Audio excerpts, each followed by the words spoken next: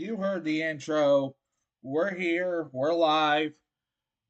Friday edition, Carb Day edition of this week's episode of Indycarper. Just a reminder, if you don't know who I am your main man, your IndyCar armchair analyst, Mr. Casey Racem, A.K.A. Hunter. It's the pre 500, Indy 500 this Sunday, biggest race weekend in the world. Got the Indy 500. We had qualifying. Someone had to get bumped out. We'll talk about that first.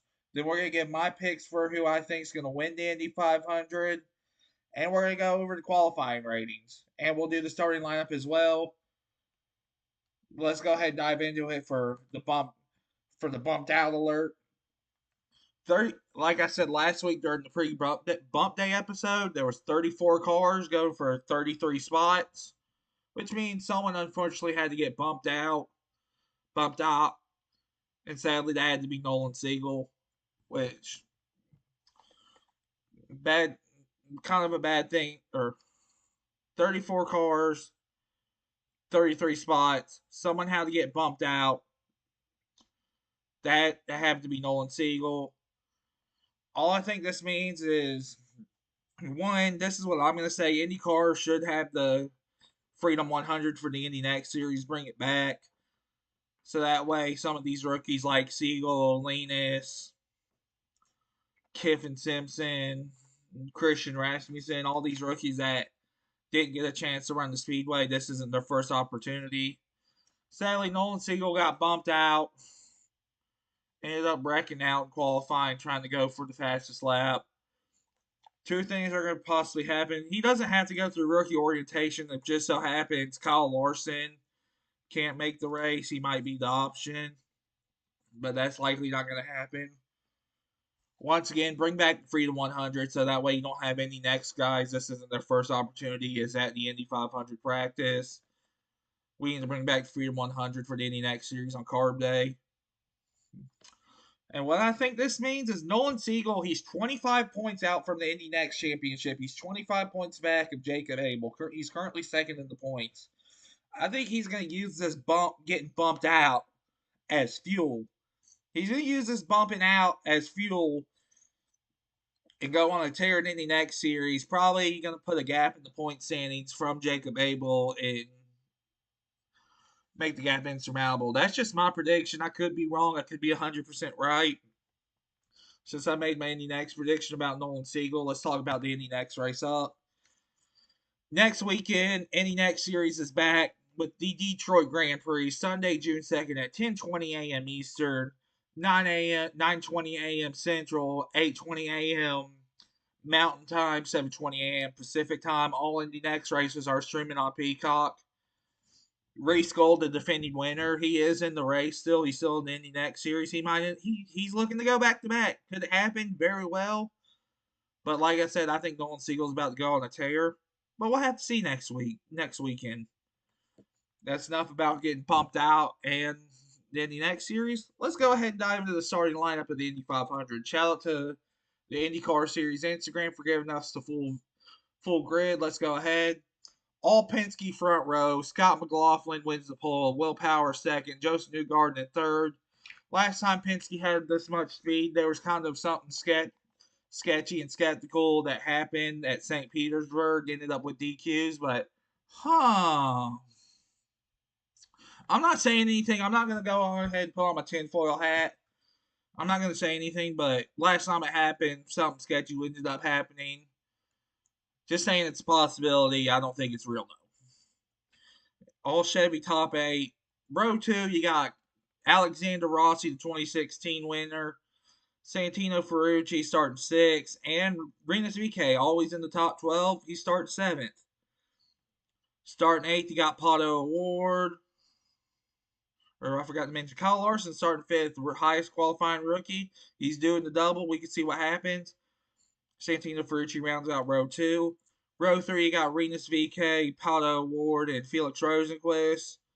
Always fast guys. Felix Rosenqvist still having the best season of his career. In Meyer-Shank, he's starting to have a hot season. Maybe Meyer-Shank was the move. Indy 500 only driver and two-time winner of the race, Takuma Sato rounds out the top 10. Starting 11th, we have Kyle Kirkwood. And rounding out row 4, you got RHR, the 2014 winner. We'll have to see what happens. Last driver to not make the top 12. Thanks to Serena's VK bumping them out. In row 5, you got Colton Herta, the defending series champion Alex Blow. Alex Blow always has speed. And you got Cal Milat starting 15th. This is his last race, IndyCar race of the year because old Taylor Porcher, Teddy Porkchops is running the rest of the season. This may be Callum's last opportunity to audition for a team. He might have a seat next year, but I think he might not. We'll have to see. Row 6, you got Marcus Armstrong, Ed Carpenter, Kiffin Simpson, two Ganassi boys. With Ed Carpenter, the veteran, making the sandwich with making a Ganassi bread sandwich with Ed Carpenter, the vet meat. Row 7, Marco Andretti, Elio Castroneves, and Scott Dixon. Elio Castroneves is a 4-time winner. Scott Dixon's a 2008 winner. Marco Andretti's been doing this race for 20 years. I don't have much to say about him. He blocked me on Twitter. I don't really care for him, to be honest. Row 8, Augustin Canapino, Stingray Rob, and Christian Rasmussen. Bunch of rookies and second-year guys. Not much to say about that row. Row 9, Tom Blomqvist, Romain Grosjean, Linus Lundqvist. The Romain Grosjean lettuce sandwich with the Quist bread. Row 10, the row that didn't have to make bump day. Christian Lundgaard, Connor Daly, and Pietro Fittipaldi. Shout out Speed Street Podcast. Shout out Garage Guy Chasing. Shout out Connor Daly. He's in the middle of a Ray Hall Letterman Lanigan sandwich of Lundgaard and P. Fitty. And in the final row, the three guys that were in danger of getting bumped, the two guys and the one lady who was in danger of getting bumped out. Catherine Legg, Marcus Ericsson, and lucky enough, Graham Rahal does not get bumped for a second year in a row. But I thought it would have been funny if he did. But my humor is nothing compared. I'm glad he made the race this year. It sucks for Nolan Siegel, but like I said, I think he's going to go on a run in the Indy next series and probably put the championship out of reach. That rounds out the Indy 500 starting lineup. It's time for me to get my 3 Indy 500 picks and my reasoning why. And I'm going to go ahead and start.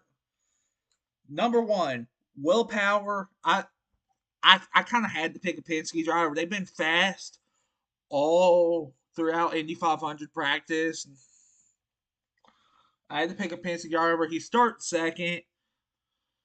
I think Will Power is the most experience, and I think he's going to do the most. I think he's hungry. He has not won since Detroit of 2022. We're coming up on 2 years without a Will Power win. He's hungry. He's trying to break that losing streak / winless streak. He's been on the podium every single race outside of Thermal Club. He's hungry. He's my pick. That's why I'm picking Will Power. Colton Herta. I think he has a Joseph Newgarden story from last year. He started roughly around the same position Newgarden started. The young buck, he wants to make his dad, Brian Herta, and Andretti Autosport proud. Andretti Autosport has not won an Indy 500 since, I believe, let me do the math right.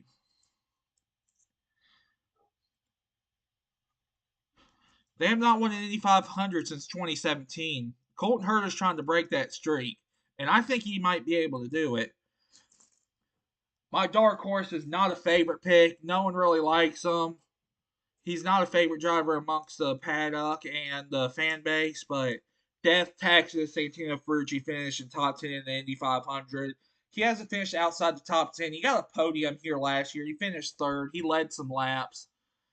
AJ Foy always has speed when it comes to the 500. So does Ferrucci. He's my dark horse pick to win. If he doesn't win, I think he's at least finishing top 10. But that's enough about my Indy 500 picks. My 2 main picks being Will Power, Colton Herta, and my dark horse pick being Santino Ferrucci. I'm going to go ahead and talk about the qualifying ratings with the Kyle Larson Indy 500 effect. Last week's qualifying was the second event this year that broke 1 million viewers. I think it might be a Kyle Larson Indy 500 effect, but this is me going back into the marketing, beating that dead horse of IndyCar marketing. When you're marketing a series that's built up to the first third of the season, it's the Indy 500. You got one of NASCAR's biggest stars running the race, and Kyle Larson. You're going to get big ratings. I expect the Indy 500 to break at least 2 million viewers. We'll have to see. The blackout might be getting lifted. I think it's going to, but we can't really assess it. This might be an Indy 500 effect because the IMXGP had a boost in ratings. We can't really assess it until I say after Road America. If Road America's ratings go down the drain, because I feel like some people are going to watch Detroit because it's the week after. I'm going to assess Road America's ratings here in a couple weeks, and I think it might be the Indy 500 effect, and we're going to have a serious talk about it. IndyCar's next race up, like I said, the 108th Indianapolis 500 is this Sunday, May 26th at 11 a.m. Eastern on Big NBC. We're on network, Big NBC. Always going to be streaming on Peacock. We got the two multi-time winners in the race this year for my graphics, so we had to do that. Like I said, make sure you're tuning in. This was kind of a quick episode. We're gonna go ahead and sign off now. Make sure you're following me on Twitter/X at HJCarb29. Tune into the Indy 500 on Sunday, 11 a.m. Eastern. And as the great Indianapolis legend and my influence for starting the show, Pat McAfee says, be a friend, tell a friend something nice. It might change their life. We're going to have a new Indycarper episode next week, post 500. I'm looking into it. I've been wanting to do a Wednesday night episode. Next week might be the debut of the Wednesday night episode. We'll have to look. But like I said, it was a quick episode. Go make sure you're watching Carb Day today. We're signing off. As always, be a friend, tell a friend something nice. It might